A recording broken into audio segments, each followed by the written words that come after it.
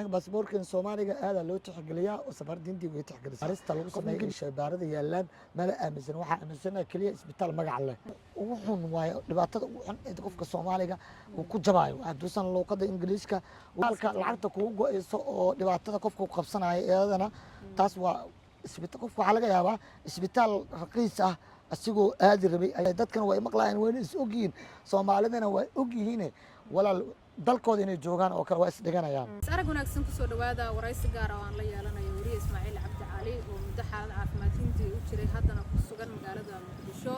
Hindiya waxa ay ka mid tahay meelaha ugu badan ee dadka Soomaaliyeed ay u aadaan xaaladaha caafimaad Ismaaciilna maadaama uu yahay wariye Soomaaliyeed waddankaasina uu booqday waxa aan ka waraysan doonaa xaaladaha uu halkaas ku soo arkay Ismaaciil soo dhawaada asanta Firdawso adiga ee tiimkee dhammaan daawadayaasha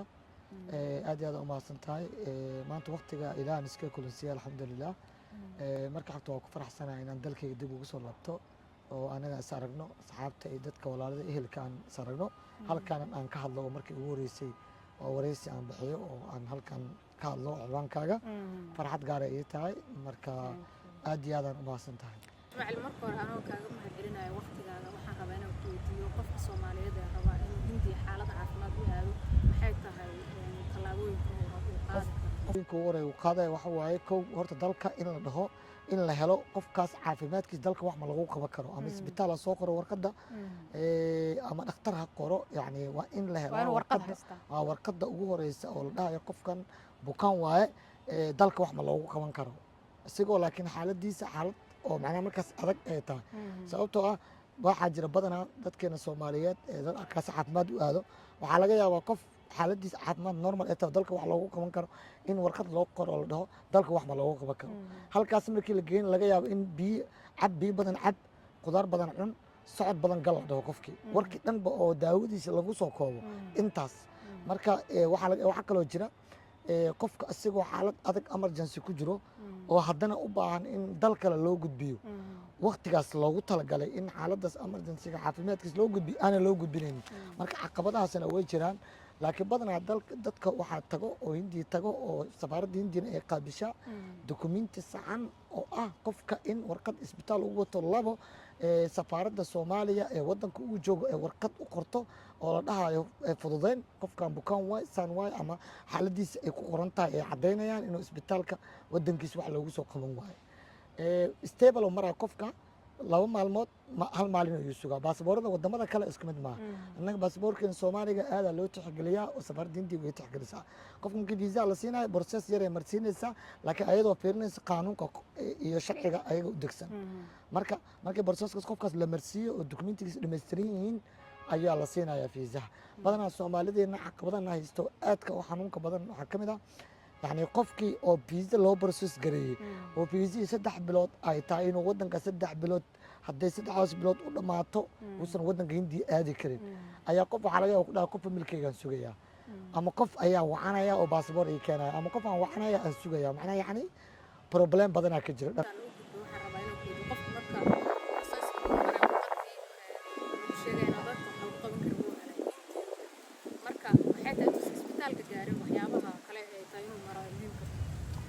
isbitaalka intuu gaarin ka hor waxa u fiican qofka waxa jiro meelo shaybaara oo casri ah oo caalami ah oo wadankaas ku yaala qaar aan magaaladan hadda aan joogay Hyderabad waxa ku yaalo meelo shaybaara qofku waxa qurux badan intuusan isbitaalka tagin marka hore waa inuu isbaaraa cudurka jirkiisa ku jira iska baaraa dhakhtarka cudurada guud u tagaa oo xarumaha baarista oo isbaaraa laakiin badanaa anaga Soomaalideena ma aaminsanaba meelaha baarista lagu sameeyo ee shaybaarada yaalaan ma aaminsan waxa aaminsanaa kaliya isbitaal magac leh marka caqabad weynana meesha ka taagan dhakhtarka markasta oo adiga aad la kulantaa isbitaal aad tagto wuxuu ku dirayaa baaris haddii laakiin baaris aad wadatid oo gudaha aad ka soo sameysay oo aad wadatid baaristaas oo fiirinaya akhrinaya wuuna kuu sheegaya jawaabta haddii Soomaaliya ka soo sameysay Soomaaliya ka soo samaysata maya laakiin wana waddanka ka sameysay waa ina waddanka Hindiya ka sameystaa because dalka aad joogtaa mar walba lagu qeexaya qaanuunkiisa iyo nidaamka u degsan gaas hadda Soomaaliya ka imaaday maxaa waddankeena ka soo doontay uu ku dhaaya baarista asmas dhakhtar Soomaali ma u geysid marka tan Soomaaliya ka soo sameysay way dhamaatay tu cusub loo baahan yahay marka midna waa sameyn kartaa isbitaalka markaas as leedahay adiga naftaada ku qanacsan tahay oo aad tagaysid oo aad dhakhtarkaas u tagaya anaga badanaa Soomaalida qof uur ku jirta laga anoo kala hadda urku jirta dhibaato ka jirtay caloosha problem badan ka jiray dhibaato badan ka jirtay okay ama qarax ay ugu dhaco ama problem ay ugu dhaco kulli caloosheeda waxba ka jiray xaalad caafimaad oo daran ka jirtay caloosheeda jirkeyga inteeda kale waa alxamdulillah waa ka fiicnaa problemka wuxuu caloosheeda ka jiray okay waan awooday dhakhtar urku jirta inaan aado oo caadi ah oo arrinta ku takhasuusinaado waxaan doortay dhakhtar cudurada guud because waxa laga yaabaa caloosha anoo fiirinayo in meelo kale wax ka jiraan cudurro kale soo baxay waa in qofku markaas uu isbaaraa oo warqad uu geystaa isbitaalka oo dhakhtar ku habboon uu tagaa meesha laga hayna si sax u sheegaa marka caqabado badan dadka qabsada sida turjumaanka oo kale iyadana bal taas turjumaanka horta boontiga ugu xun waayo dhibaatada ugu xun ee qofka Soomaaliga uu ku jabayo haduusan luqadda Ingiriiska uusan hatta translation uusan garanaynin na Google translation uu sameyn karin qofka hatta translation sameyn karo waxba uu garanayaa yani daawooyinka uu kala fahmi karaa ilaa daawooyinka translation uu sameyn karaa Google uu gelin karaa qofka haduu wax aqrin karo meesha waxa ku jabay waxa weeye haweenka iyo waxa ku jabay iwaayelka ku jabay dadka oo yar oo nugul caruurta dadkaas ku jabay because qof tarjumaana intuu qabto qofkii waxa laga qofkii Ilaahay ka baqayo oo tarjumaan dad qaar fiican ku jiro qaar xun way ku jiraan laakiin boqolkiiba 75 waxa badan tarjumaanada xun ee dadka bahdila oo lacagtooda qaata oo dhaca oo dadka hantidooda aad u qaata laakiin 25 dad waxa jiro Ilaahay ka baqo oo kula heshiinayo ku dhahay Firdaws aniga waxaan kugu tarjumaya tarjumaanka saxna kugu tarjumaya intaasan ka rabaa intaas isbitaalkana commission ku leh marka mar walba dadka Soomaaliyeed waxa ka caawdaan dadka wax turjuma ma qof walba wax dadka u turjuma mise waxa jirto shuruuc la maraayo oo isbitaal walba wuxuu leeyahay turjumaan Soomaali ah may isbitaalada way kala waaweyn hadoo kale isbitaalka anaga galaa bola tarjumaana jooga isbitaalka bola isbitaal darbaad ku isbitaal Hindi laga yaqaan oo weyn waa 35 sano jira waxa jira Fijaaya waxa jira xarun Fijaaya dadka lagu baaro oo aan Soomaali ka dhex shaqeyn oo baarista loo tago dadka dhiiga cholesterolka waxaas qabaan isbaaraan isbitaal weyn hadaad tagtid badana Soomaaliya ku dhex arkaysa Soomaalidu ay salaamaysa waxba isweydiinayaan Soomaaliya dadka ma kala maarmaan Firdaws seeta wala fiicanta Ismaaciil iyo war wala la meesha madana keenta wala waxaan ku hayaa wiil tarjumaan oo fiican oo isbitaalka jooga lagu leeyahay ama yeesho dhahaado ama mid koofra aado ama maxaa la yiraahdaa isbitaalka keera aado ama isbitaalka aan ku jira Soomaaliya ku jirto meesha oo ka dhex shaqeysa qof meesha wax ku bartay oo arday ah iska joogo oo tarjumaankaas iskaga shaqeysto oo commission dhakhtarka ka qaato isbitaalkaas commission ka qaato qofku walaalkiisana wixii ku heshiiyeen ka qaato laakiin dadka problemka waxa nunka badan ay ku dhaca waxa waaye si qaldan qofka dib wax loogu tarjumo tusaale ahaan adigoo ka seenin how are you adoo ka seenin ama saata xataa aan garanaynin oo qof Soomaaliya aamintii lagu dhahay tarjumaankan waa fiican yahay Maxamed Hebel ama Xuseen ama Afrax wuu fiican yahay lagu dhahay adina fiicnaantaas iyo Soomaalinimada aad ku raacday laga yaabaa inuu si qaldan kugu tarjumo because interest you fiirsanaya maadaama awriyad tahay ma la kulanta dad badan oo dhinaca tarjumaanka ay dhibaato waa is aragnay aniga kulay qofkaas waa xun yahay cabir ahaan ma qaadan karo ilaa aniga iyo xumaynin laga yaabaa qof inuu ku dhaho qofkaas waa xun yahay aadan cadeyn ku yeelin adiga because laakiin waa dareemi kartaa qofka xun iyo qofka fiican adiga waa dareemi kartaa aniga tarjumaano badan waa arkay dad waa arkay dhalinyaro badan meesha joogto dad guriga gareeyo dad dalaalo ah dad kala duwan waa arkay laakiin anigu ma igu soo saqa jaamayn oo aagayga xandaabkayga ma isan soo galin because ana isbitaalka lugayga ku tagay ana dhakhtarkayga la macaamilay ana dhakhtarkayga la hadlay ilaa operationka laga gaaray ana dhakhtarkayga la macaamilay ama Faransiiska aan kula macaamilo ama luqad China aan kula macaamilo ama tarjumaan aan kula macaamilo ama jin ama Google waxaan ku أنا لا معاملة أنا لو كنت وحى بلعبن قف كدو كسر هل لو قدر هل والله بدي كر أكون وليه لكن قف كدير لا هل لو قدر هل وتانية أكون تاكوير مركب بدنا الترجمان ندو وحي كفى إذا سان أو كم حمقة ولا عن قرنين دتك حمقة جوجا ميشا وحي أدو فإذا سان دتك نقول qofka xayiga ah ee dhalinyarada ah muu soo dhawaan karaan luqadina wadanka garanay luqadda wadanka xoogaa u bilaaban xataa badanaa dhaqaatiirta waxay ku hadlaan Ingiriis isbitaalada badanaa Ingiriis ku hadlaan haja jabnaado Ingiriiskooda laakiin adigu waad fahmi kartaa meeqa sana jirtaa intee laga haya cudurkan goormo kugu dhacay meeqa sana la xanuunsanaysaa daawada ugu dambeysay aad cunta maxay ahayd maxaa ku dhibay oo dhibkan keenay intuu problemkan kaaga dhacay hore ma qalin soo martay marka waad aqrin kartaa wixii ku dhiban Google gelinaysa hadii aad wax faasantahay way oo ID markuu isbitaalka galo in lacag ku go'aan bal ayadana taas xagee ay isbitaalka lacagta ku go'ayso oo dhibaatada qofka ku qabsanayo ayadana taas waa isbitaal qofku waxaa laga yaabaa isbitaal raqiis ah asigoo aadi rabay ayaa isbitaal qaaliga galay maxaa keenaya marka waxaa keenaya dhakhaatiirta kala duwan qofkan waqti ahaya xanuun ahaya marka isbitaalka laga yaabaa qaali iyo raqiis inuusan kala ogeyn oo dalka hadda soo galay oo isbitaalka u dhow uu tago qofkii oo mar walba soomaalida badanaa mar walba waxay fiirsadaan isbitaalka u dhow gurigooda magaalada meeshay kasoo aadayaan isbitaalka u dhow isbitaalada aagaas ka dhowna waa isbitaalada qaaliga ah ee aad qaaligu ah marka dhakhaatiir fiicanna ay joogaan isbitaalka haddaa adi la macaamishid oo qofna kuu dhexaynin si fiican ayaa lagula macaamilayaa dadka lacagta ku go'a badanaa lacagta ku go'dana waxaa keenaya waxaa weeye tarjumaanka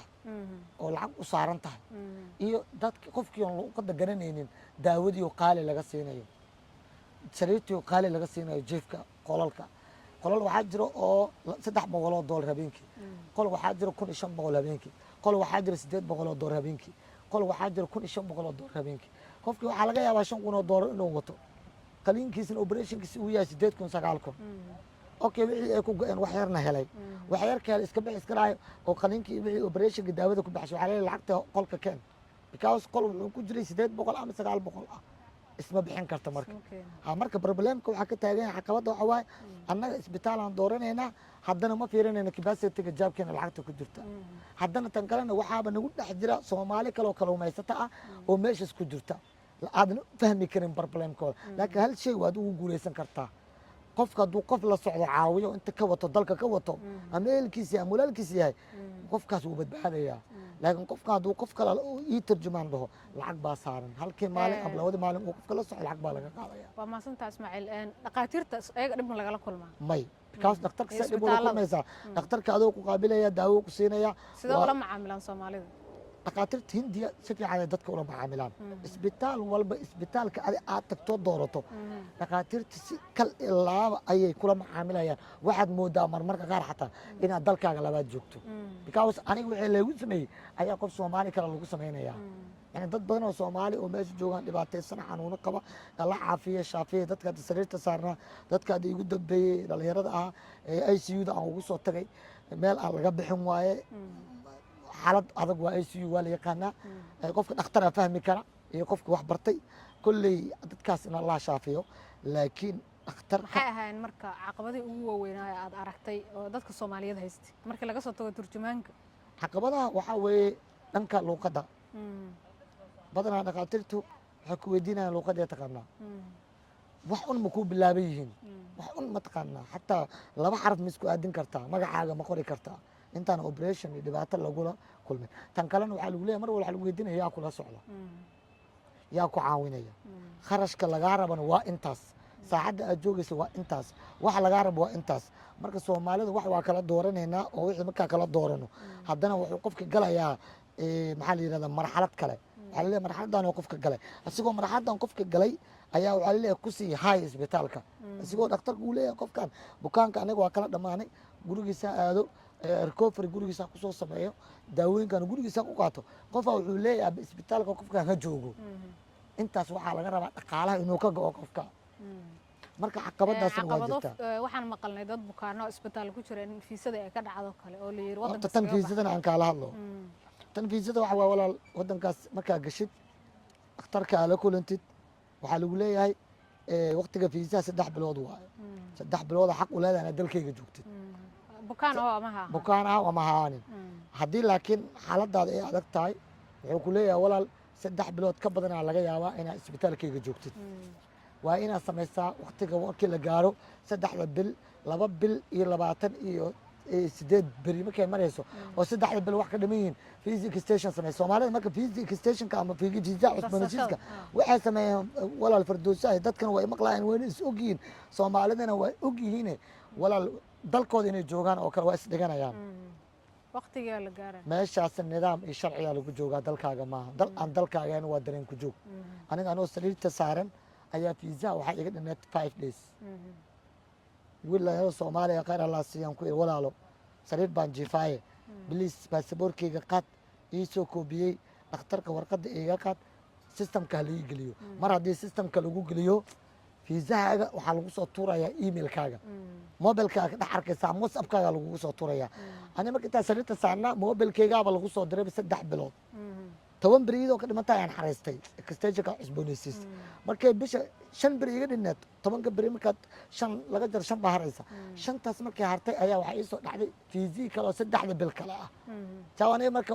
waxaan ahay dhakhtarkan waxaa weydiiyey intee cishan joogaya marka isbitaal ku jiraya wuxuu dhahay hadda waa 3 ilaa 6 bilood weeyaan marka 6 bilood ka badan ma laga yaabo waxaaga waa calool waxaa laga yaabaa in xaaladaada xaliyo because kiiskeyga aad u dheeraa haddana alxamdulilah ilaahay wuxuu fududeeyey inuu kiiskeyga ii soo yareeyo sida horena hadda aan ka roonahay alxamdulilah marka walaalo dadka waxaa dilaya hilmaansho was dhiganayaa qofkii sariir saarna waxaad arkaysaa alla fiisii beri baan cusboonaysiinayaa saadan baa cusboon dhahaya hal beriyaan u hartay marna haddii fiisaha kaa dhaco walaal qof daawo ku siinaysa ma jirto walaal qof wax kaa gadaysa ma jirto walaal qof ku caawinaysa ma jirto qof kasta soomaaliga xitaa waa kaa dhuumanaya waayo waddanka sharciga kuma joogtid safaaraddana warqad hadday kuu soo qorto oo codsi ah waxaa la leeyahay okay dhakhtarka wuxuu qorayaa bil because halkaas bil aqaati bil lagu caawinaya wixii ka dambeeyna cid ku caawinaysa marka dadka marka badanaa dhibaatada dhacda waxa waa isdhigasho weeyaan waa isdhigteen dadka marka dadka walaaladee waxaa leeyahay hindiya jooga ha isdhiganina maskaxdiina iyo caqligiina ha ku xisaabtama dalka aad joogtaan dalkiina maaha waxaa u timid caafimaad dantaada haddaa ka dhamaysatana ka tag ha iska dhex joogin dad baa bilaa sharci iska dhex joogaa waddankoo la yidhi dalka iga bax heer waxaa lagu gaarsiinayaa oo lagu yidhaahdo waddanka iga bax waddanka haddii iga bax dowladda ay ku dhahdan dib ma u soo geli doontid yani baana lagu saarayaa marka problemka taas waa fardoosaa tan kalena caqabadda ugu xun wallaahi oo caloosha iyo gubtay waxaa weeye qof bukaana ugu xanuunsan oo Soomaaliya ah qof kale caawinaya ayaa wuxuu leeyahay dhakhtar gabadhan xanuun baabi'i ma aha waa in qalajiyo la siiyaa daawada dhakhtarka u soo qora daawo ahaan u sheegayaa aniga ICU waan ku jiray dhigayga wax waa ku maqlaa argayga waa arkaa laakiin waxba kama qaban karo waxna kama bedeli karo because qofka soo galay iyo qofka baxay meesha waad arkayaa laakiin aniga waxba bedeli karo qof waxaan ahay meesha jiifo laakiin wixii waa maqlayaa maqalkii argayga waa arkayaa waxaan arkay gabar Soomaali oo xanuunsan oo ICU da la soo galshay marka wiil Soomaaliya waday meesha waa arkay waxaan kula saaxiib gabadha maxaa ku dhacay markaas uu gabadha way xanuunsan tahay cudur baa laga sheegay halkaana lagu daaweynayaa okay ana wala ilaahay caafiya ya caawina gabadha ana caawinayo oo tarjumaana waayahay bas gabadhii marka ICU lagu wada jiraa marka asi qofka uu baxaya qofku uu soo xareynaa oo ka tagaya maayna maanta dhan ma ku dul taagnaanay walaalo maanta intuu ku dul taagnaado hadiya ma jirto subaxii laga yaabaa 24 saac 30 daqiiqo inuu ku imaado ku eego ka tago marka gabadha hindiga waxay ugu tiri Soomaali hadda ta gabadhaas waa Soomaali walaalo Soomaaliyiin idinka Soomaalida ha ahaanay waxay dhacday waa la soo soociyay isbitaalka waa la soo soociyay gabadhan way soconaysaa wayna fiican tahay maxaa inta loo keenay Soomaalida ma u sheegtid oo dadkiina waa iska warqabtiina ma u sheegtid qofkan halka maxaa loo soo soociyay waxay iyadu marka ka wadaa gabadhu uma baahna meelada walaal daawooyin qaldana isbitaal kale inta la geeyo tarjumaan qaldan loo soo tarjumay daawooyin qaldan la soo siiyay daawooyin qaldan baa jirkeeda qaldan caqabadaas jirta marka waa calool xumo fiiro qof dan oo caafimaad qaba oo walaalka ah ama walaasha ah tarjumaan qaldan u tarjuntay waxa la mid tahay adoo dilay waxay ka faa'iidayaan inta qofka isbitaalkaas uu joogo maaragtay lacagta commissionkaas yarka laga boqol ma fiirinayo nimco ama faadumo caafimaadkeeda ma fiirinayo inay joogto raba marka laakiin dad waxaa jiro tarjumaana dalaal ah dhalinyaro ah meesha wax ku baratay oo daacad ah oo 100 ah oo waliba aan garanayo oo hebel aan dhihi kara oo dad fiican oo saalixiin oo muxsiniin oo fiican laakiin dadka xun ayaa badan dadka fiican ay yar waa maasanta Ismaaciil maxaa ku soo gabagabeyn lahayd waxaan ku soo gabagabeynayaa dal kasto markaad aadaysid oo aad tagaysid ama dana u tag ama caafimaad u tag ama barnaamij u tag ama ganacsi u tag waxaan xusanayaa qofka Soomaaliga dalkiisa ma joogo sidoo doono yuusan sameeynin xurmatiid mar walba waxa tahay qof foojigan maskaxdaada ka foojignow dukumentigaaga baasaboorkaaga jaabka ku wado hadnicin jaabka ku wado wax kasta kugu dhici kara wax kasta lagu weydiin kara sharcigaaga wada iska hubi waxaad ku joogto dalkaas intaas ayaan kusoo gabagabeynayaa waraysigii aan la yeelanayay guriga Ismaaciil Cabdi Cali oo muddo ku sugnaa dalka Hindiya haddana ku sugan magaalada Muqdisho daawadayaal idinkuna aad ku raadsanteen inaad waraysiga qaateen intaan mar kale dib u kulmay